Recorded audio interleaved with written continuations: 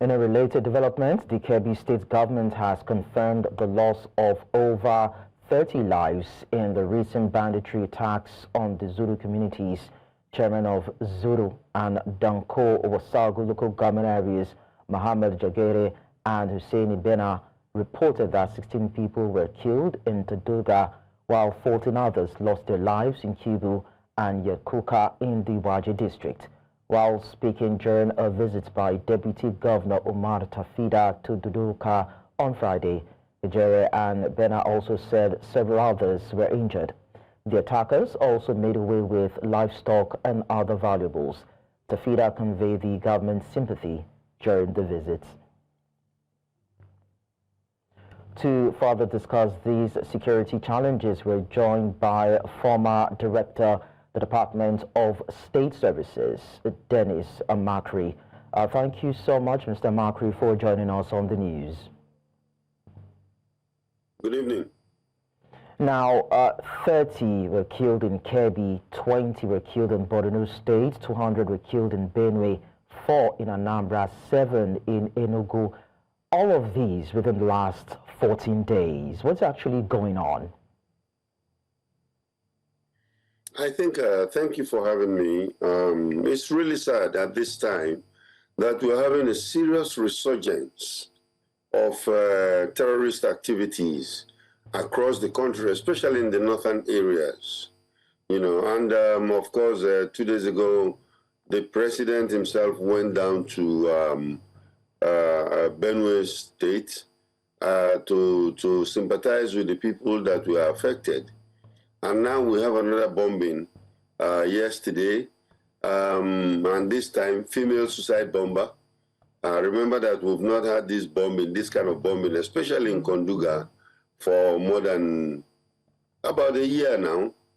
You know, and now for this kind of resurgence, it means that either the terrorists are regathering or they are being, you know, supported by the foreign fighters that we have suspected all along from ISWAP that have come to boost their number and continue causing this problem. But the president is very clear. The security agencies should go ahead and deal with it. You know, arrest anybody that they could find culpable and prosecute them. Because I think the impunity is getting too much, where this is happening and nobody is being arrested, nobody is being prosecuted. So we'll need to, the public need to see some kind of prosecution going on about these people. And then, of course, let's change our strategy in dealing with this problem. During the Buhari administration, there was a list that was released internationally about foreign sponsors aiding these terrorists in Nigeria. And some of the governors, some people have come out to say that even politicians in Nigeria have also been, you know, the ones bankrolling these insurgent attacks. Is it hard to identify these people and institutions, get them arrested, get them probed, get them, you know, sent to jail? Not at all. Not at all. It is not hard to identify them. I'm very, very sure the security agencies, especially the intelligence agencies, do have some of these people, their names. The one that was given during the Buhari administration, the Attorney General of the Federation at that time, who received the list, also know them. And I'm very sure he must have shared it with the security agents. So it is a matter of, you know, we know the people, and then, of course, we cannot prosecute them or we cannot arrest them. Then that means that there are fifth columnists in the situation. There are fifth columnists, people that are in the government or people that are, you know, sympathetic to these people, that are supporting them secretly, financing them. And I think the security agencies have to go after these people, because it is not a matter of we don't know them. We know them, and then, of course, they should be dealt with. They should be arrested, no matter who is supporting them or no matter how highly placed the person is. So as a former DSS, I'd like to get an insight into what might be stopping this current administration, even as we had it in the Buhari administration, stopping the government, so to speak, from arresting these people since they know them and they have been identified. Now, if you look at this bandits or terrorist situation in Nigeria, you go back in the history of it. And then, of course, you have to come up with some simple questions. Who are they? How did they get into Nigeria? And of course, it's in the public space where some people have claimed that during the last administration, during the elections in 2015 or 2014, some people were brought into this country. And those people are the bandits of today. That's what I'm saying is that security can do their own part, okay? The military can do their own part, but when it comes to mix up with politics or politicians, then it becomes a big problem for everybody. So we should not be mixing both of these, politics and then, of course, politicians with security. And even the fact that the North has been relatively quiet, aside one regional security meeting that they had, we've not really seen these governors come together to talk aggressively about stopping the incessant killings within their domain. Does it mean that they have been cowed?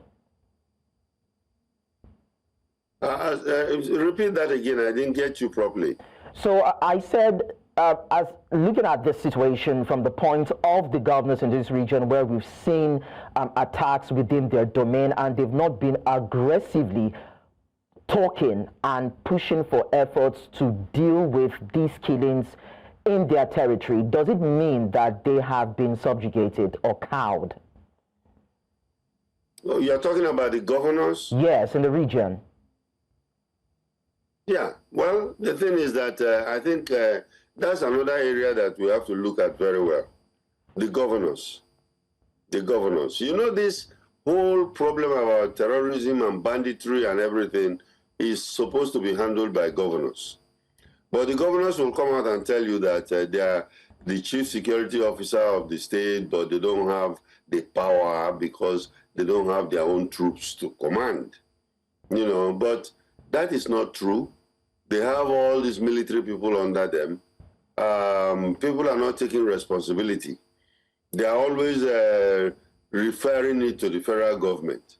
Even the local government, the local government itself, when they say that local governments are supposed to have their own allocation directly, and they have been collecting their money, governors have been collecting security votes, and it is not a matter of being cowed, but it's a matter of sometimes, should I call it negligence or compromise? Because there's a former governor that was known to have even hobnobbed with a bandit leader, and how do you handle that if the political will is not there for at least the president himself to deal with it? And of course, there are many, many cases where the former administration has overlooked, like the list you mentioned. The list is there. Government knows them. We thought that they were going to send it to the security agencies to deal with them, but maybe there are some important people on that list, and the list just died away. So I think we have to be more serious about this. It is not a matter of security people. Security people are doing their best. But like I said, when you mix politics with security, then we're not going to get a very good result. All right, so now these killings have been politicized. We are not really seeing concrete steps towards having a state police. But then we've seen a state governor, that is the Sokoto state governor, coming out to say that there's a possibility that there could be some sort of dialogue with these terrorist groups. Do you think that can work to help deal with terrorist attacks in their domain? It cannot work. I don't believe in dialogue with criminals. You know, dialogue can take place with well-meaning people, like people like freedom fighters, you know, the militants in the Niger Delta. They have an objective, and with this objective, they have always, you know, find time to talk. We know their leaders, you know, who can come out and then dialogue with government officials. In this particular case, we know some of their leaders, and these leaders are not even known. They are hiding, they are in hiding, they don't want to come out and talk. They are criminals, they go to villages, they kill people without any reason. So dialoguing with them is not going to help. The former governor of Kaduna State tried doing this. He tried to dialogue with them. He even gave them money, but it didn't work. Because these criminals, for them to be in our country and then, you know, getting humongous money for, what do they call it now? Kidnapping. You know that that whole business, the criminal economy, is a multi-billion naira business. So some people don't even want it to end. You know, so I don't think dialogue is the answer. The important thing is to deal with them directly. And I don't believe in this kinetic, non-kinetic thing they are talking about. In fact, let's forget about the non-kinetic. Let's deal with them directly, kinetically, and then get them out of the country, because some of them are not Nigerians. And I think security agencies know that. Thank you so much, Dennis Amachree, former director DSS, for your time on the news. Thank you for having me.